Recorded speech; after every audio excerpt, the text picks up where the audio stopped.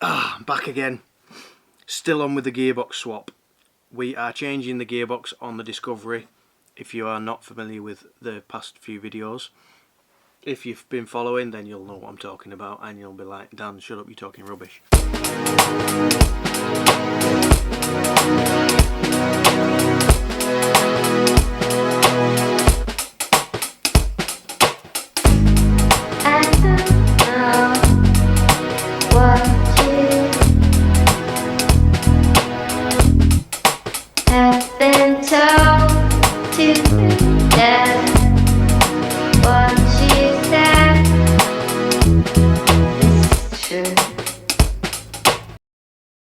So we got the transfer box out yesterday.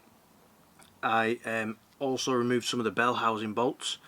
Today I am going to continue taking the rest of the bell housing bolts out.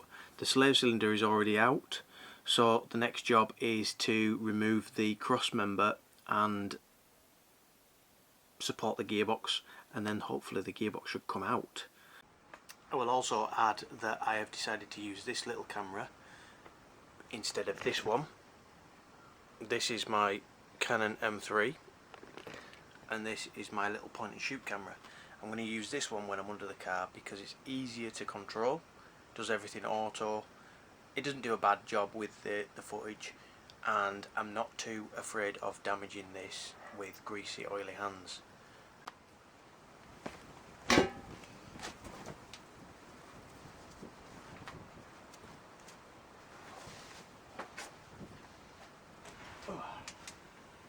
Right, so that's free.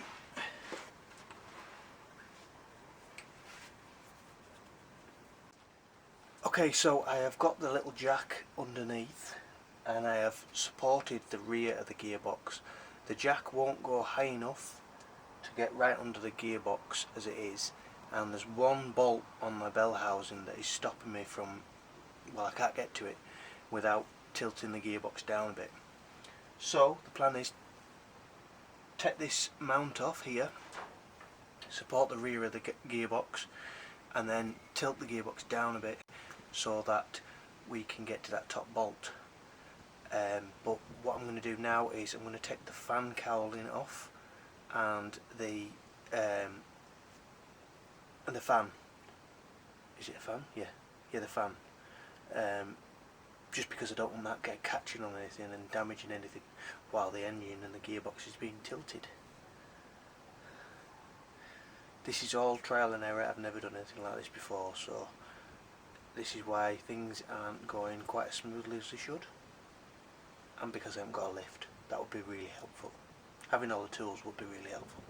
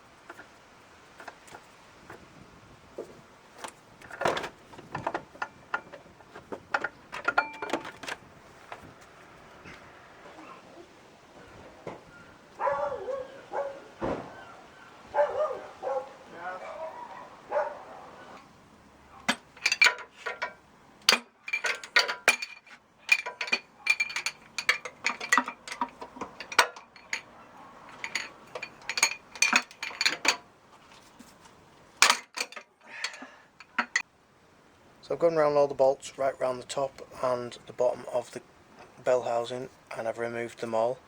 I've left these bottom ones in just to keep the gearbox in position. Now I am going to remove this cross member, and that will help it get the gearbox out easier without that there.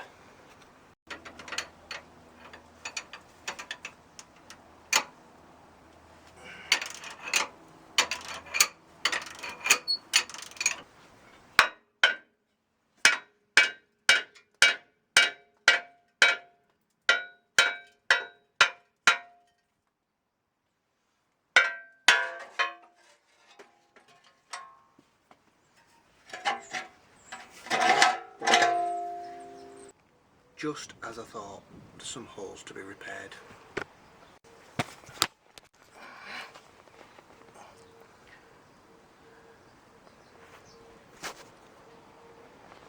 You might be able to see, we can shield. We've got a very long hole right the way along here.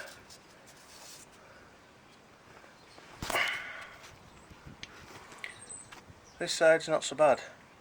I'll clean that up and make sure it's all tip top. But this side we've got quite a lot of rust there. That's going to need new metal piecing in. Like I say, I kind of expected it, so I don't mind, and it also means I can make a decent job of the chassis and keep it all nice and solid. It's coming apart.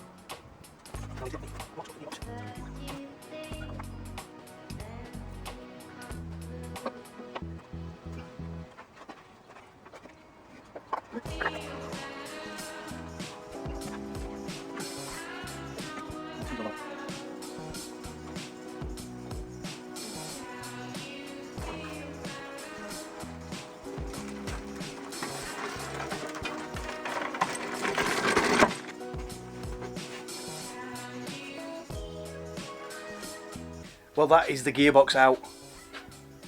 Unfortunately, we've got a hole in the chassis that needs addressing, but we've got the space to get in there and make a decent job of the welds, so I'm quite happy about that. I'm looking forward to getting this back in the car now. So I'm going to end the video here and say thank you very much for watching. Join me next time when the fun continues.